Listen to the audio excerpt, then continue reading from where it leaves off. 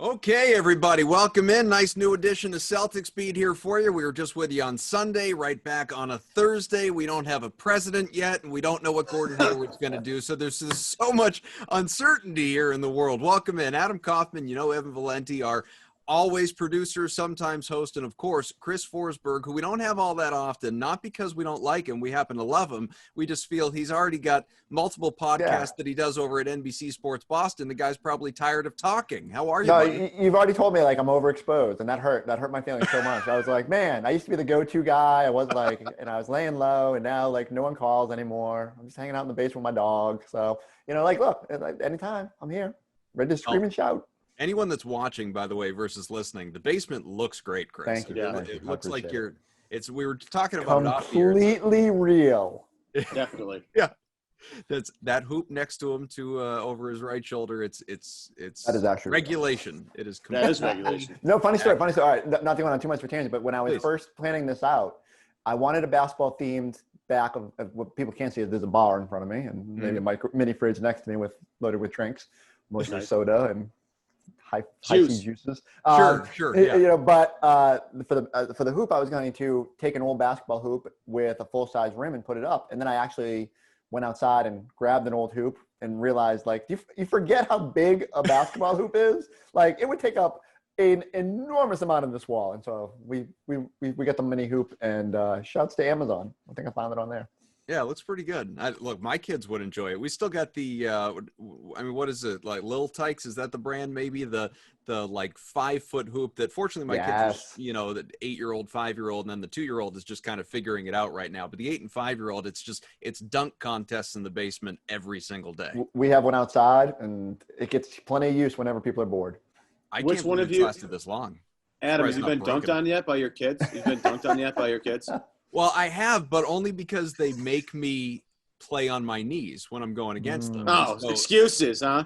Well, but so have you guys seen there was this video that went, viral of the dad that his kid's trying to score on him. He keeps blocking him. And then the kid just, great little sidestep and then clubs him in the stones and then scores. Yeah, it was great. So my kids, though, what my 5-year-old will do, I'd like to believe it's not on purpose because otherwise I think I'd disown him. But he will charge at me running full speed, and I'm about to go with my right hand to block the shot, which I could do effortlessly. He's 5. But then he will knee me straight in the nads as he's going up for the shot, and I will go down whimpering, and he's just celebrating like he won a championship. Nice. Didn't want to make you do that to somebody like Kyle Lowry or somebody in the Eastern Conference semis there? That just reminds me. He's just taking a page out of Wanamaker's book. That's good stuff. That's Here's what I've learned though. If you leave yourself open to it defensively, you deserve it. Yeah. I thought you were gonna say he Euro stepped you, like he's already got the going left or right, making him move. But. Yeah, right. Just a matter of time.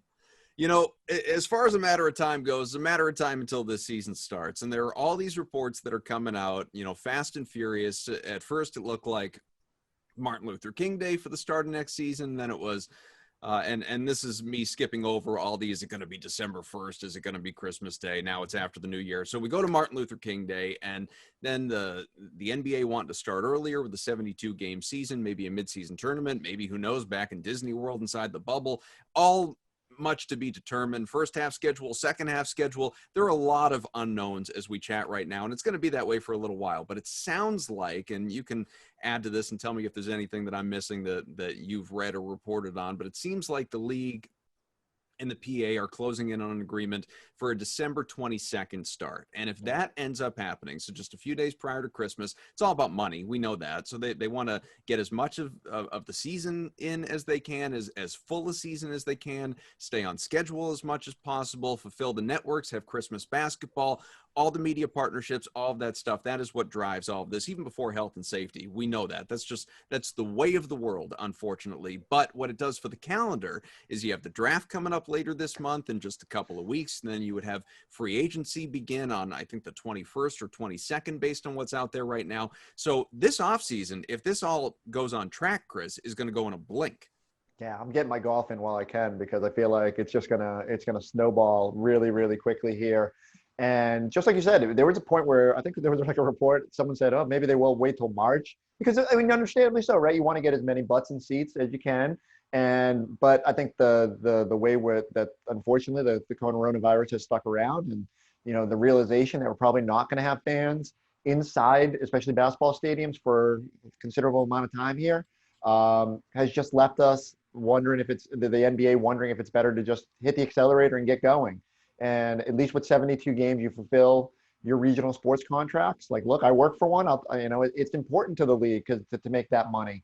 And so it does seem like, we're recording this Thursday afternoon. By the time this thing gets up on the web, there's a chance that the players will have voted on this, and we'll have probably some more details about how this is all going to look. And just like you said, I think we're going to have the draft on the 18th. I'd be very surprised if free agency wasn't right afterward. And, teams are going to have training camp starting on December 1 probably. And so it's just going to go quick. Not a bad thing.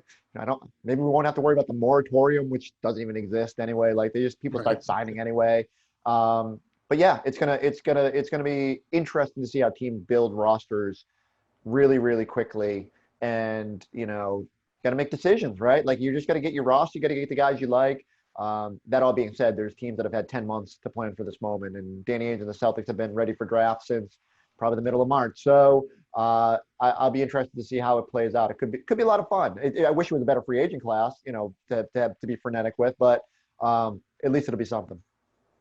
I'm going to twist kind of an obvious question on you right here. I'm going to take it from the angle that we haven't really been taking it from, which is, we know that. So the biggest offseason question mark, and tell me if you disagree, but to me, the biggest offseason question mark facing the Celtics right now is obviously Gordon Hayward's future. Mm-hmm. But the thing is, it starts with him as far as making that decision. Does he opt in? Does he opt out? If he does opt in, is it to stay? Do you try and trade him? If he opts out, is it to leave in free agency? As Ryan Russillo on the Ringer, Bill Simmons podcast said, he does want out, and we'll get to all of that. Or is it to re-sign for longer term, less, average annual value? So Gordon Hayward and the Celtics, as it relates to once he makes up his mind, there are a lot of decisions. But what is the biggest question facing the Celtics that they have control over as things stand right now, especially? What a swerve. You set up like Gordon Hayward for 2 minutes, and now you're like, I'm getting all my mind's all racing about Gordon. Now you're like, well, no, because we're going to do Gordon, but Gordon,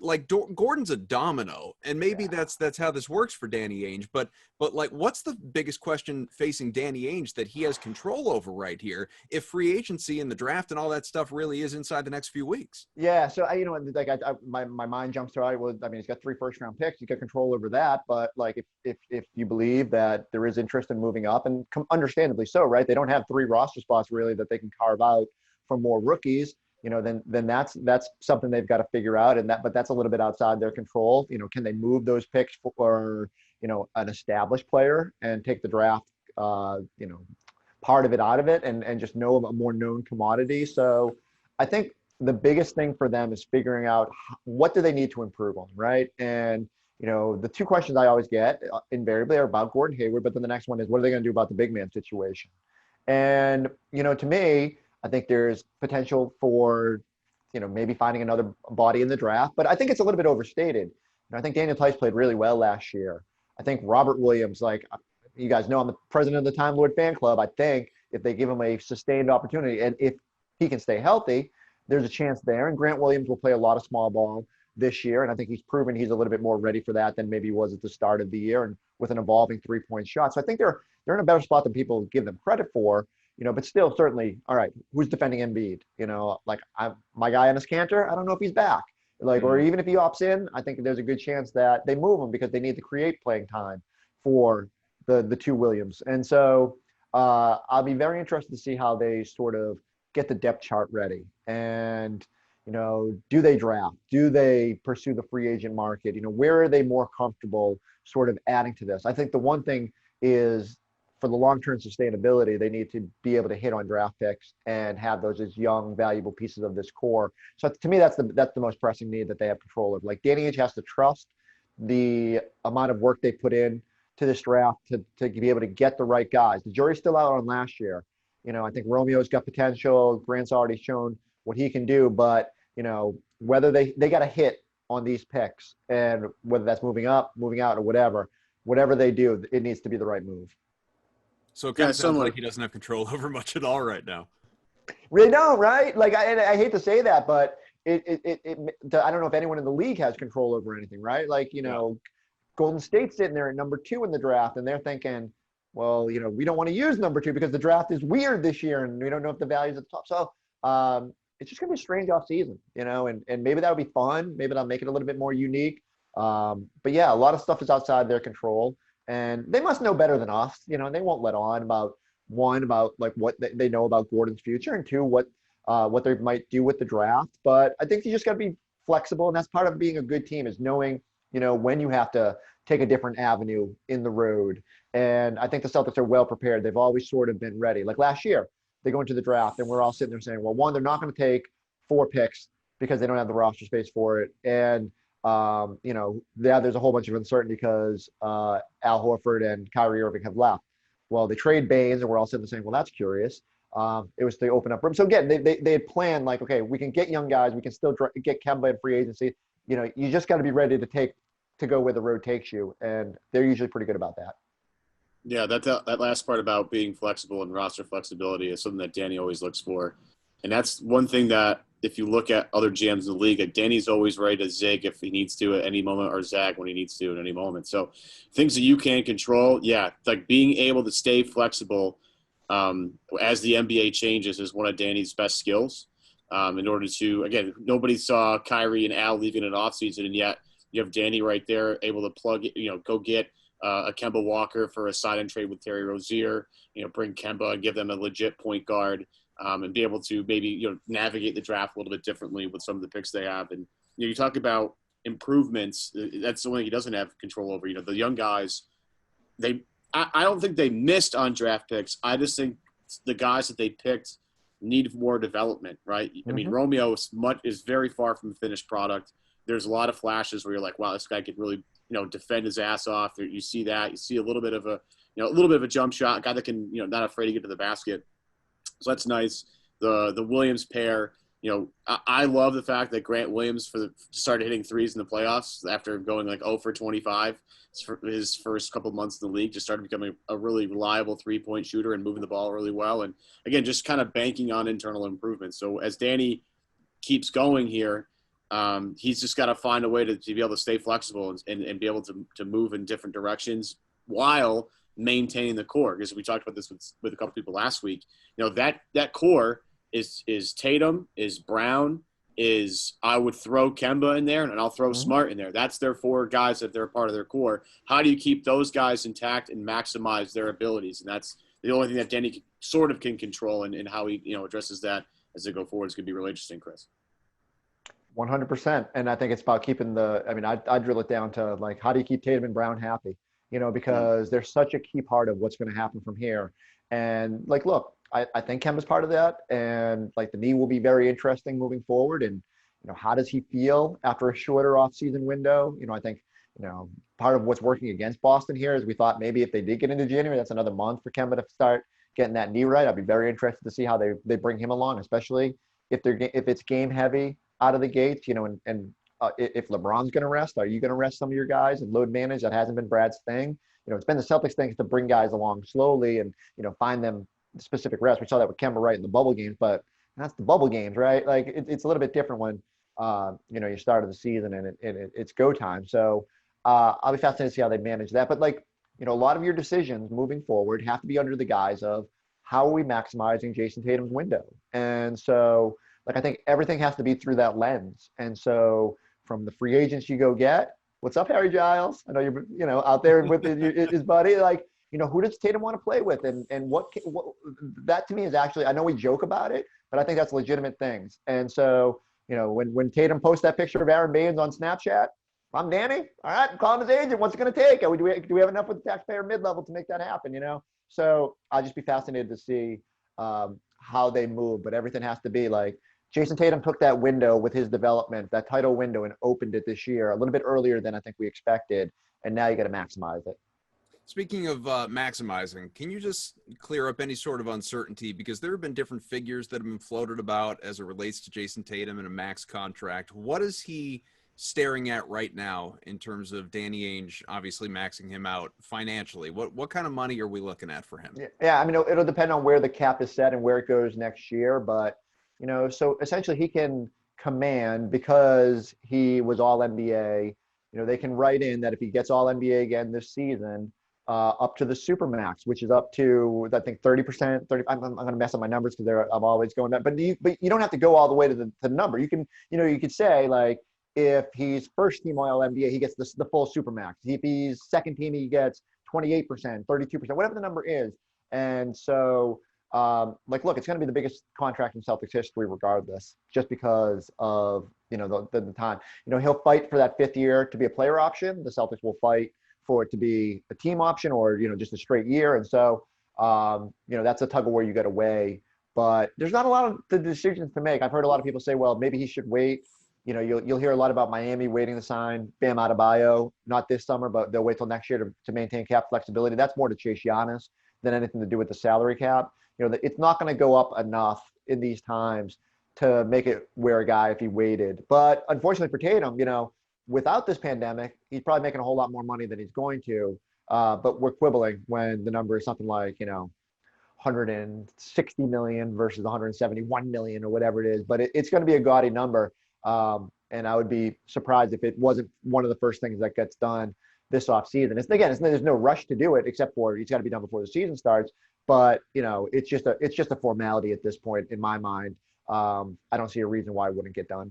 Well, I thought I saw some Supermax numbers that were up over 200 million too. So it could be. I'm trying to do the math in my head. So let's just say the cap is at 120 and he gets 30%. That's almost 40. So by the end of the deal, it'll be over 40 million a year. So that stands to reason. 5 years times almost 40. If it averages out at 40, you're gonna make me go dig out my notes and find the numbers. But it's funny because that is the least of, like, when people bring up what's going to happen this offseason. I almost said summer, but what's going to happen this offseason is, like, I just think that's the biggest slam dunk there is. I'd be very surprised if they didn't. If Jayson Tatum, if they, they're not going to walk in and go, we're going to give you every dime. They're going to say, well, we're going to give you 30%, and he's going to go, no, I want more. And then whatever the number is, okay, write it in. Just give it to him if you have to. Like, everything is built around Tatum and what they got to do. And that is my dog, who is getting very worked up about the Tatum. Probably here's my dog bouncing through I just heard my dog scurrying across the ceiling above me and barking nonstop in my bedroom behind a closed door. You can't, they have very passionate takes regarding the Celtics and what needs to happen. You can't quiet them down. Here's what we're going to do. We're going to do a lot of Gordon Hayward stuff on the other side. First, a quick break, because I got to tell you, folks, stress of daily life, it weighs on all of us. We know it, especially during a pandemic and being home. And, whether you are an elite athlete, a Jayson Tatum, or, me, far from, you're just trying to get through the day here, right? And muscle pain, muscle tension, it's a real thing, folks. That's why I got to tell you about Theragun. Handheld, percussive, if I'm saying that right, percussive therapy device that releases your deepest muscle tension using a scientifically calibrated combination of depth, speed, and power. And now it's as quiet as an electric toothbrush. I have used one of these before. I have one of these coming in the mail to me. I don't own my own yet. It's coming, though. I have used one of these because I was dealing with just some muscle pain, some hard to reach, places on your back and all that. You take, I know it sounds kind of crazy, like putting a gun to your back. It's not that kind of gun. You put this massaging gun to your back, and it's, just takes you to a place that to be transported into the happiest place in the world where you are pain-free at all times. I can't begin to tell you how exciting it is. And it's the all new Gen 4 Theragun. It's got a proprietary brushless motor. So quiet, you will wonder if it's actually on, except you won't wonder because you're going to feel just how great it is. Whether you soothe those aching muscles with Theragun's signature power, amplitude, or effectiveness, it just takes you to a place that you can only dream about. Try Theragun for 30 days. There's no substitute for Theragun Gen 4. And OLED screen. LED. I don't know what that is. OLED screen, personalized Theragun app. The quiet, the power that you need starts at only $199. I'm telling you, though, I'm getting one. Go to Theragun.com/beat. Do it right now. Get your Gen 4 therapy on Theragun today. It's theragun.com/beat, theragun.com/beat. I can't imagine that either of you guys could listen to me do that and not want one of your own. I just I'm ordered laughing two. about it. I need it. Yeah, I need it. I'm laughing about it, but I'm laughing because I know you're right. Like, it's going to take you to a magical place when you use that thing. Plus, I mean, like, how often, does your spouse come to you and say, like, could you rub my back? No, here's a gun. Go just start massaging. Nah, here's a gun. Yeah, kill me. No, start massaging the back. I'm telling you. I like how you use if you're an athlete, top of the line like Jayson Tatum, or you're just me, moving DVDs on my DVD shelf behind me.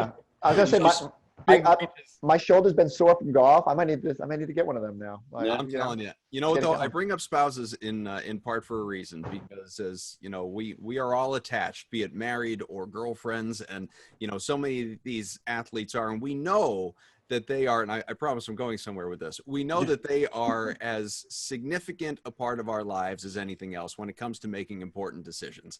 Ryan Russillo said that Gordon Hayward wants out of Boston. Now, I don't know if that's true. I have no idea. I've never asked Gordon that question. But what I do wonder is what comes into play with that, right? Is it, hey, I've been injury prone for 3 years. I could use a change of scenery. Because obviously, like, it's not to get away from his teammates. It's not to get away from Brad Stevens, who, he came here largely because of. Now, it could be because I don't want to be the, fourth or fifth option in the offense. I want to go somewhere else where I can be the guy again, hopefully be healthy, and maybe just view my Boston experience as, chalk it up to, I don't know, luck of the Irish is one thing, and I had the bad luck of the Irish. I was always hurt in my time there.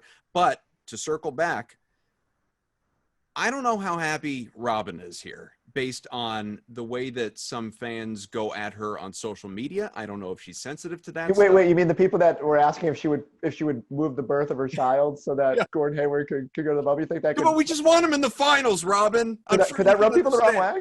Yeah. So, but like, this has gone on for a few years where she has, like, people have gone after her on Instagram, on Twitter.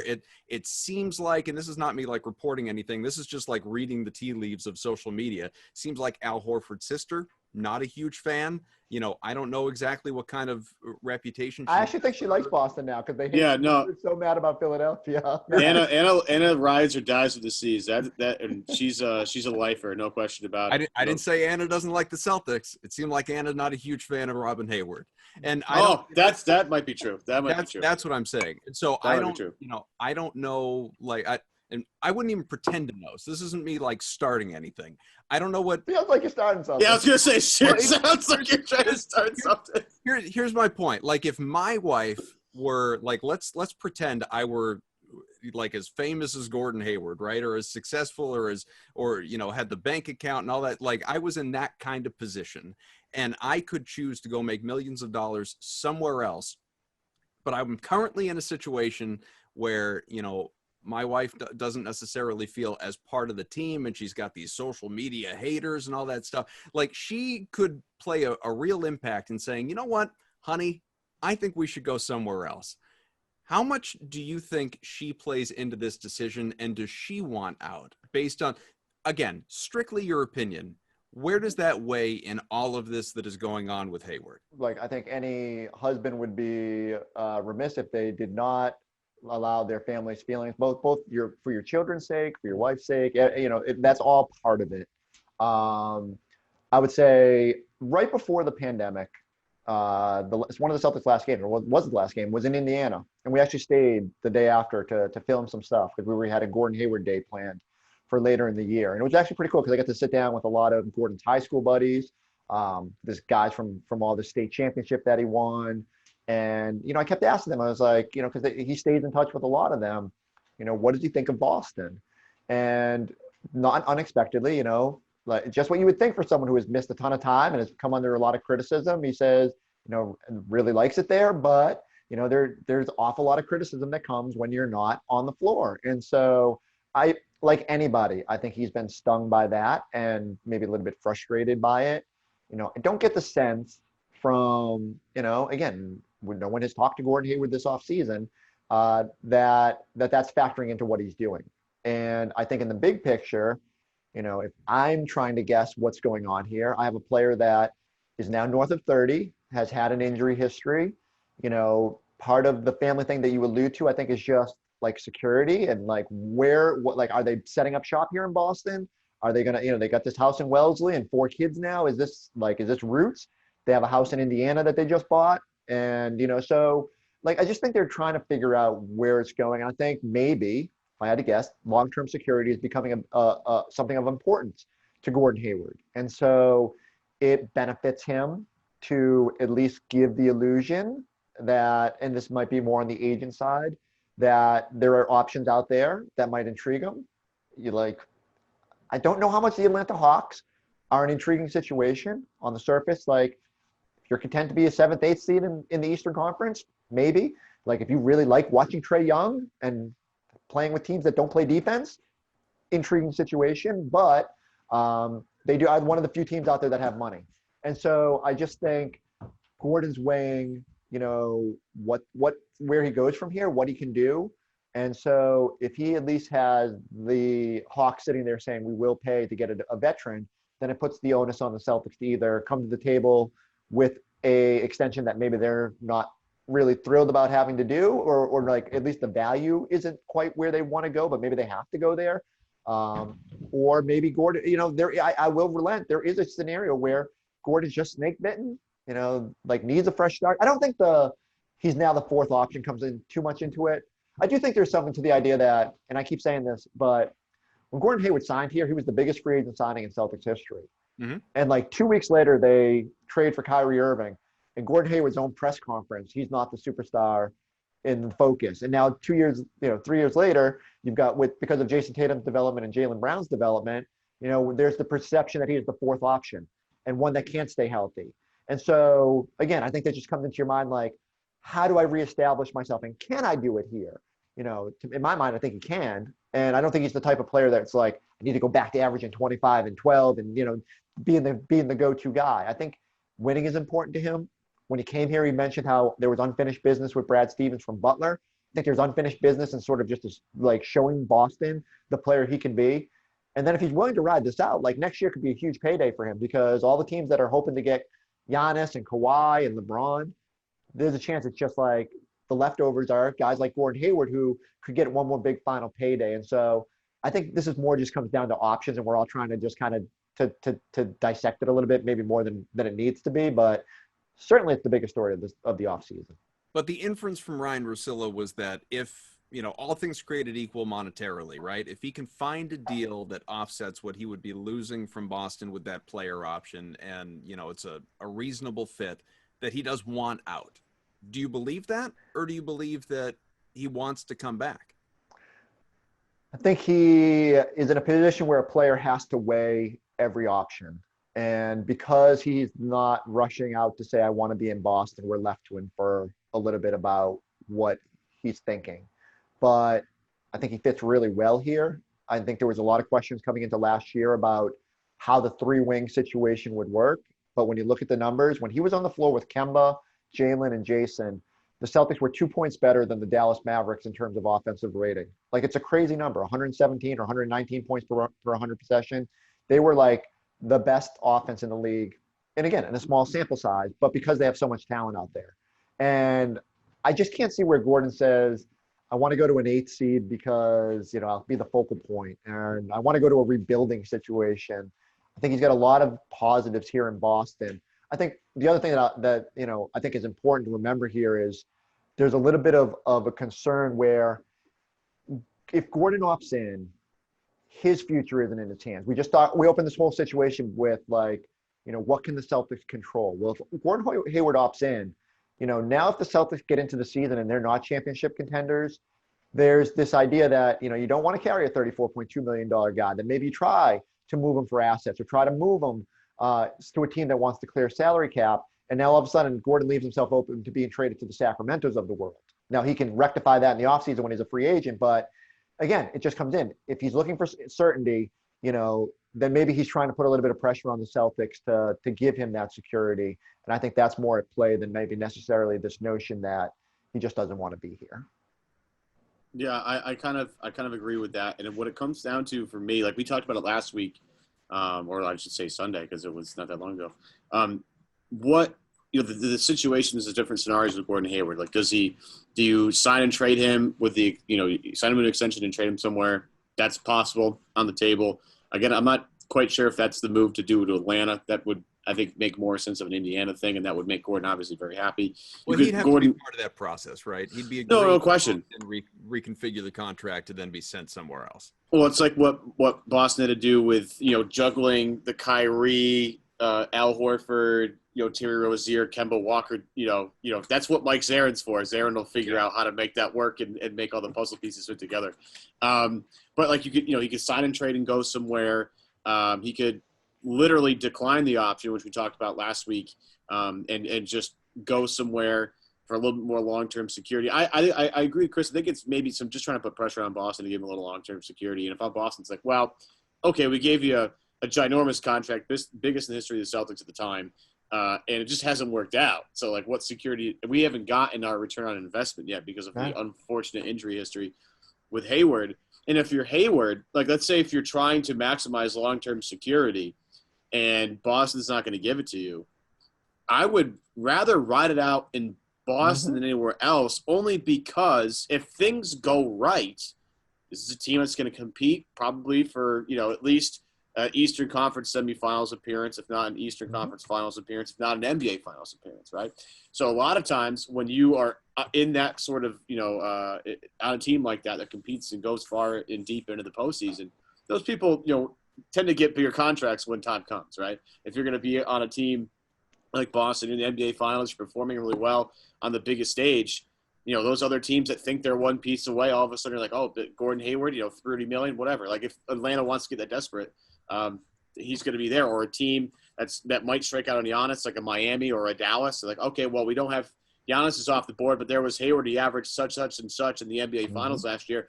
That could be our guy, right? So I think for Gordon, I think it's maybe a little bit of a ploy to get this out there, maybe put some pressure on Danny Ainge. We know Danny's a rock, so I don't think he's really sweating this. I think they'd like to find some sort of agreement. But if you're Gordon, I almost would rather – his injury history would be concerning, but I almost rather bet on myself and say, look, I'll get it from somewhere eventually. I'll at least play this out on my team and try and get to the NBA Finals. And if you're Danny Ainge, right, let's say the trade deadline comes and you're trying not to lose an asset for nothing. Like, you don't want to lose an asset for nothing. If you're competing for an NBA championship, you're not just going to trade Gordon away just so you can say, oh, at least I got something for the asset. That's just not going to happen. So I think Gordon, the most sense for Gordon. Kyrie. Well, right, that's true. I think it makes the most sense for Gordon as we continue to speculate and pontificate on what we want to do. I think Gordon's best option is staying in Boston and trying to find a way to make that work, whether he wants to make a long-term thing work there or find a long-term solution somewhere else. I think playing in Boston gives him a best chance to succeed, in my opinion. And the other thing is, it's a dangerous game of chicken, right? Like, if he comes to the Celtics and says, like, look, I'm willing to walk away, Danny Ainge could just sort of go, all right, go sign with Atlanta. Do it. Right. But I think there's motivation on both sides, right? Like the Celtics don't want to pay a huge luxury tax bill. And so there's a motivation to get him to a lower number next season. So maybe that gives them a little bit of incentive to think about a deal. But like, look, they just showed Al Horford had a number, and it's going to be frustrating. I think I know the Celtics were frustrated last year when it went down with Al because they felt like it was unfair that they were sort of bidding against a blind bidder, and where and like, look, this is the way the NBA works, and sometimes it works in favor of them, but where he had this deal in his pocket and knew so that he could just walk away if the Celtics weren't willing to get there. And so the Celtics, felt like they gave him a competitive offer from Al, but they could never get, or were not willing to get close to what he ended up getting, that 4-year, $107 million with Philadelphia. And so I think it's with Gordon similar. Like the Celtics might be like, all right, like we're willing to go 360, 375, whatever the number is. And if Gordon's sitting there saying, well, yeah, but the Hawks are telling me I can get 110, then it gets a little bit more difficult for the Celtics to just be like, okay, we'll do that, So I just think it'll be interesting to see how it all plays out. But I've just long thought ultimately the way it happens is whenever the day comes, Gordon says, yeah, I'm back here, and you sort of figure it out down the road. Yeah, there are multiple things at play, especially as it relates to the Al Horford situation. One, you had a contender that had money, or at least a perceived contender that had money. I know Philadelphia didn't play like it this past year. This year, you don't have that. You also, if the Celtics, and I maintain, if the Celtics, let's say Gordon Hayward did exactly what he did last year, statistically speaking, but did it over the course of a full year, meaning he stayed healthy and had a good playoff run, he absolutely opts out because he would go get a real good deal, a solid, maybe Al Horford-like deal this offseason, maybe not from an upper echelon NBA team, because again, those don't exist out there with the cap space, but he would be able to go out and find that money in a terrible free agent class, as Chris, you alluded to earlier. Next year, like if he comes back to the Celtics and has a good year and stays healthy and gives you 18, 19 points a game, he's efficient as ever, good amount of rebounds, assists, decent playoff run, he can go out there and get a good deal. I don't know if it's as good because the free agent class is better. So these are the But think about all the teams that are going to miss out. Like if you're Miami and you don't get Giannis, like what if Giannis and what if LeBron and AD re-sign? What if Kawhi and Paul George go back? All of a sudden, like there's a world where Gordon Hayward's a top free agent next year where there's a ton of money out there. And I understand people aren't lining up for 32-year-olds, but I think his best payday is to come back this year, prove it, and then take advantage of the marketplace next year. Evan and I were talking about this right before the show. Gordon Hayward is, of course, the big domino. We've talked about that throughout. But much like a few years back with Kyrie Irving, when no one knew he was going to come available, in this shortened offseason, if everything stays on the schedule that we've already outlined, and knowing that, and Evan put it this way earlier, I think it was a great way to look at it. This is very much a fixed roster as it looks on paper right now, especially in terms of the salary cap. You got your high-paid guys, your low-paid guys. There isn't really anybody in the middle anymore with the way this roster looks, other than Marcus Smart, but I don't think you look to trade him. You know, Danny loves him, Brad loves him, hashtag winning plays. A lot of us don't want to see him go. Yes, is it theoretically possible? He's not untouchable. I think if anything, you have two guys that Danny would be immensely reluctant to move, if not outright, unwilling. And those are Tatum and Brown. After that, give me your best offer. So my question for you is this: is there a trade to be made that does not involve Gordon Hayward that could shake up this offseason that we're not even considering? Unfortunately, it'd be on the lower scale. Like I think on draft night, you'll see them maybe dangle some of their unused cash from this past season for someone to take Vincent Poirier off their hands, because you don't need to pay $2.5 million for a fifth center. I'm curious to see what happens with Enes Kanter, because he's got a $5 million option, and that's not a prohibitive number for as much as he played last season. And he was, a nice luxury in the playoffs going up against Embiid and holding up pretty well. But if you are going to go young at that position and find out what you got with Grant and Robert Williams, then, even if he opts in, I think there's a chance they could move him. And so then you start thinking about bundling a little bit. And could you bundle Cantor and some, the lesser guys like Javonte, unfortunately? Again, there's just a crunch on roster space, and some of these non-guaranteed guys, even if they're lucky enough to make it through sort of the first part of it, if they're dealt, could be trade assets as well. Now, whenever you trade a non-guaranteed guy now, their salary goes guaranteed. So it's not like the old days when the Celtics were brilliant with signing the Keith Bogans of the world and dealing them for more parts. But so I could see them trying to get up into like a mid-level-ish salary and turning Cantor and spare parts into something. Maybe that's the veteran that they need off their bench. Somebody who can do the Andre Iguodala and come in and give you serviceable minutes, but not be leaned on too heavy. Someone who's been through this. But it's harder for me to see the deals that can be made.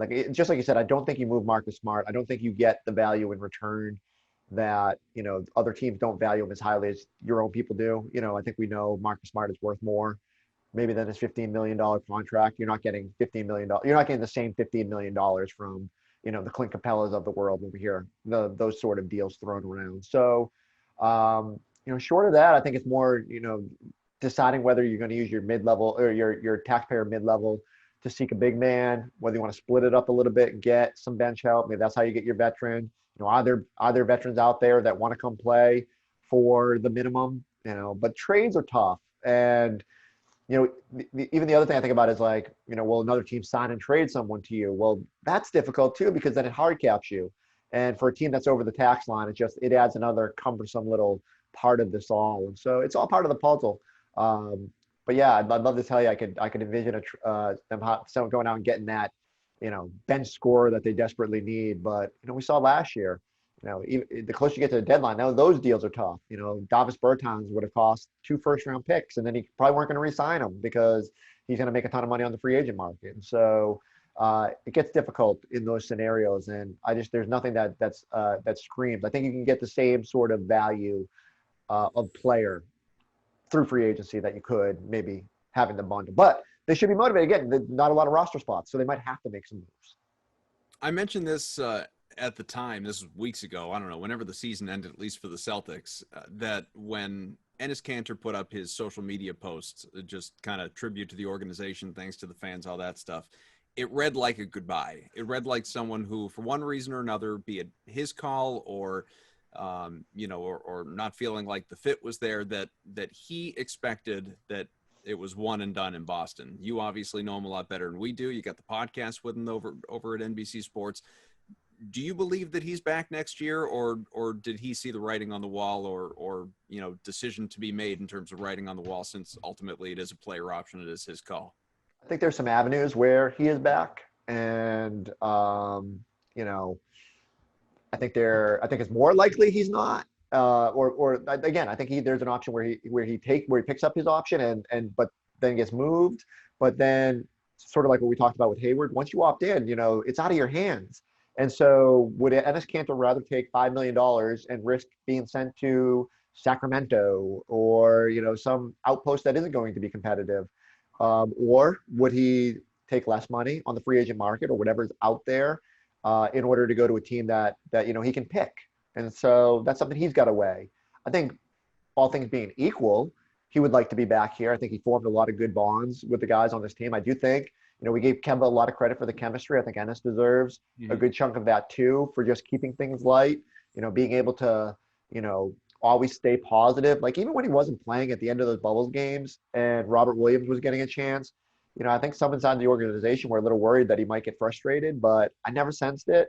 We were talking about it on the podcast, and I thought he handled it really well. So those guys are valuable, like in terms of that, just embrace it. And we talk a lot about veterans. Well, he's been through it now, and I know he's still only, I think, 29, but a couple an Eastern Conference final, a Western Conference final with Portland. Like, I think there's a world where the Celtics can't find an Aron Baynes or can't find the center that can, hold up against the Embiids of the world, and they need him back.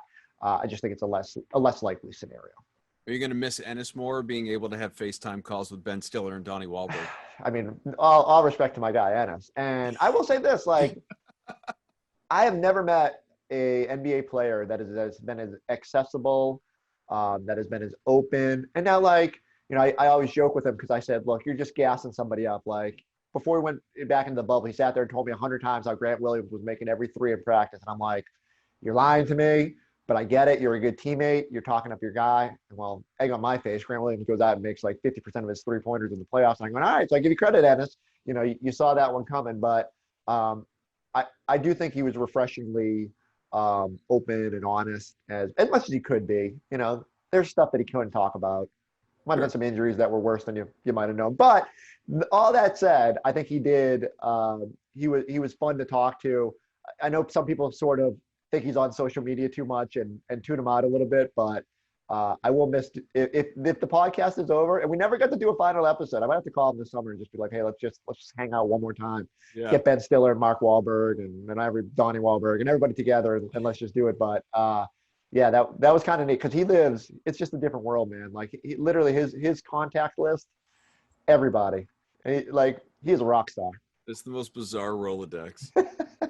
He's awesome, though. We had him on Goodman's podcast. Like, one of the first Goodman episodes was Enes Kanter. Yeah. And we had him on before, do the same. Like, hey, what do we – he was like, anything you want to talk about. Yeah. Anything. Doesn't matter. And it was, like, obvious we want to talk about the turkey stuff. And he was like, yeah, it's all in play. Who cares? I don't care. I'll talk about it. He has no – he's an awesome quote, and he's a good team. Like, if you take just the basketball away for a second, he's a great guy to have around a team. He seems like a really fun guy. A lot of – he talks about his relationship with Russell Westbrook a lot. He loves Russ. Russ loves him, actually. Yeah. And he's just a fun guy to hang around. The problem with Ennis is he is playing in the wrong era of basketball. He's just playing in an 20 years era. ago, he would have been perfect. He would have been amazing. He would have been amazing in the early 90s or even the 80s. And he's just – it's just the wrong era for him. And it's unfortunate, and it stinks. But, he's taken up too much of the cap, I think, in my opinion. And I think Danny will probably find a way to move off him. If he has to attach a pick to it to do it, I think he will. Because, look, as we've all probably thought about, talked about, pontificated about, there's no way Danny uses all three of these picks, although now that I say that, he's probably used all three of these picks. I said it last year. I was like, I screamed it from the mountaintop, and then he used all of them. So, well, I think part of that is because I think the league, like, it takes two to trade, right? And I think sometimes with Danny, it's like people are sick and tired of maybe getting used by Danny in certain ways. I think we've all talked about how he's, flees certain guys in deals. It's like, you know what, Danny? I'm not going to help you out. You're going to use all three of those picks, and up to you to figure out where to place them. And Danny, to his credit, did an admirable job. Now, again, Romeo, we'll see. Grant looks like a winner, and Carson, I don't know. But I think with Danny, he'll find a way to move off that contract. I think I love Enos, the guy. He's just an amazing guy, and I'm jealous that Chris got to do all the stuff he got to do with Enos because he's hilarious. He really is. Like, the stuff we did pre-show, he had me on I was dying. Yeah. He's hilarious. He really is. He's a great guy. And you could tell with a lot of like the protesting that Jaylen Brown and Marcus Smart did, throughout the shutdown, he was right there with them. And that's a big respect thing with a lot of guys. That Enos is out there in the front lines a lot and obviously wearing his jersey, all the Kyrie stuff he talked like, I'm gonna be the reason why nobody wears number 11 ever again. Like, he did all this stuff. That was the best line he had in his entire time in Boston. The guy's awesome. He's a really great teammate. He's a great locker room guy. Like, and you need those guys. You need a Kevin Millar in your locker room to keep things loose. Like, and I'll use the Dodgers as an example because I know him. Like, Kike Hernandez might not be the greatest baseball player of all time, but he's one of the best locker room guys you're ever going to meet. Enos, not the best basketball player, but as Chris can attest to better than anybody else, he is an amazing chemistry locker room. You're having a real shit day, Enos will make you laugh about something. He's just one of those guys, and you need one of those guys in that locker room at all, just to keep things light when things get tough, Are we just going to overlook that Kiki Hernandez humble brag? That's my dude. That guy's my guy. I've known Kike since he was like 17. He was a minor league player in the Astros system at one time. And I could use a couple of different stories then, but he made me laugh every single day as a 17-year-old. He was hilarious. He's just a great chemistry guy. You need one of those guys. Chris, any parting thoughts? Anything that needs to be hit on that you're not already doing on your on TV and on podcast? No, I'm like I called you exposed, by the way. That was a compliment. You're everywhere. I took Who's your favorite guy in the draft? Who's your favorite guy? I mean, that's a whole nother episode. Like, so it is. It's funny because I really know nothing about any of these draft guys a week ago, and then we start doing all this content. It's funny how fast you fall in love with a 3-minute YouTube video about wow, that guy runs really hard and energy big. Here he's old. This guy could replace Cantor. You fall in love with a mashup. And so, look, I think the Celtics need shooting, and so I think I default to the Sadiq Bays of the world, the Nesmith, and look, if they were to get up, Halliburton. I think there's a lot of guys out there that intrigue me, and yet you just don't know how they're going to pan out. I will say I was sitting there last year. Matisse Thybulle was my guy. Yeah. And we were literally on air when the pick came down, and I was not paying attention to the fact that they traded it to Philadelphia. And when they picked Thybulle, I started kind of celebrating because I was like, yes, this is a great pick for them. They needed another Marcus Smart type, a guy who can defend on the wing. And then someone finally reeled me in. And, you can probably see my soul break. And no disrespect to Grant Williams. I think it's a good pick, and I think he's going to have a long, prosperous NBA career, but the jury's still out. And so I can't wait. I can't wait to see what happens in the draft. I can't wait to see what happens in free agency. I think this team is going to be really good, but the East is going to be really good. Mm-hmm. And that's the hard part for me. You had your opportunity, and I know they're kicking themselves about that. Blowing those leads in games 1 and 2 will be something we can forever look back on. But it's going to be a fun season, I think. I don't know how it's going to play out.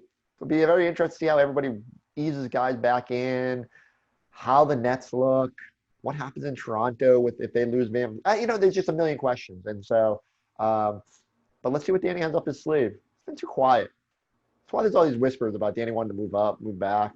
Whenever he's quiet, we just get worried. He's doing something. Time to go, folks. We want to remind you today's show powered by betonline.ag and Theragun. You can try Theragun for 30 days today. I just ordered another one. You got 3 in the house. One for every kid. Well, one for every kid. Go to theragun.com/beat. Go to betonline.com, betonline.ag, pardon me, right now for your exclusive sign-up bonus. So, yeah, I mean, Chris is out there. He's making bets, wagers, futures. He's got guns being shipped. Don't bet while using the Theragun. I feel like that could be dangerous. Like, you get too relaxed. 500 on the Celtics to win the championship. Go. I saw some odds out there, to just tie this in with our I will not mention our NBC affiliate, but sure. They had Brad Stevens as the favorite to win Coach of the Year. Love it. I was surprised by that. Long time coming. Yeah. You're the president of the Time Lord fan club, president of the Brad Club, right over here. I will say, to shamelessly promote our own podcast, Jerome Allen came on this week, and I love asking people that are close to Brad for Brad stories, because invariably, most of the time they're very guarded about it. Like, they don't want to embarrass him. But like, there's one about, I shouldn't tip my hand here, but like, I have a story that we just kind of been sitting on about Brad and that famous March Madness chest bump that he did in the locker room. It's fascinating, but like, something you wouldn't expect from Brad, but the story behind it is hilarious. But like Jerome says, last bubble game of the bubble here, the seeding games against Washington, and It Takes Two by Rob Bass is playing over in the arena, and Brad is just spitting the lyrics on the sideline as the guys are going out to take the jump ball. And Jerome's looking up and he's like laughing, and Brad's like, "What do you think so funny?" And Jerome says, "No one would believe me right now if I told them that Brad Stevens is spitting 90s rap lyrics on the sideline." But yeah, sometimes we forget Brad is a human being who grew up in a powerful era of rap and R&B, and can switch it over from his country records to, Poison and Belle Biv DeVoe and Rob Bass. Get down. I don't trust a person that doesn't know the lyrics to It Takes Two. Brad Stevens came to get down.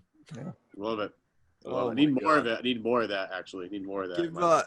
Before we let you go and before we all sign off, give the people all the information they need as far as, not only finding you, but finding your podcast. We believe in I appreciate that. Over here. Absolutely. Being overexposed, you should be able to find them easily. But no, hopefully you maybe get another episode of the Ennis Cantor Show. Go download your favorite podcasting app, Celtics Talk Podcast. Me and Draper hanging out every week trying to get some good guests and, rambling our heads off. Watch our programming. Early edition, BST. I think all of our Celtic shows are starting back up. We got draft special coming up next week, where I'll pretend to know what these guys can do after watching the 3-minute highlight videos and tell you who the Celtics should absolutely go get. Are you one of Draper's guys? Convincing though. That's all that matters. I don't have a Draper's guy T-shirt, but you don't. You ever call him my guy Chris Forsberg? I don't know. Nothing jumps to mind. Like, I'm sure I did something nice at one point, and I became, my guy for at least a good 5 minutes. After a good game, everyone's Draper's guy, right? I asked him how do you qualify to be one of Drape's guys, and he went on like a 3-minute tangent about it. It was absolutely hilarious. It was amazing. Although I think the last note, like the bottom line, was you just need to exist. Yeah. Or just you have to have been good, and so I can take credit for it. That's the bottom line. Yep. Yeah. All right. Thanks to Chris Forsberg for hopping on. We always do appreciate it. It's always a good time for sure. Evan Valenti as well. I'm Adam Kaufman. Thanks for joining us here on Celtics Beat. We'll do it again real soon, we promise. And remember, the NBA draft and free agency appear on the horizon. We might have basketball in about a month and a half, folks. Thanks for being with us, Chris. Thank you. Thank you, guys.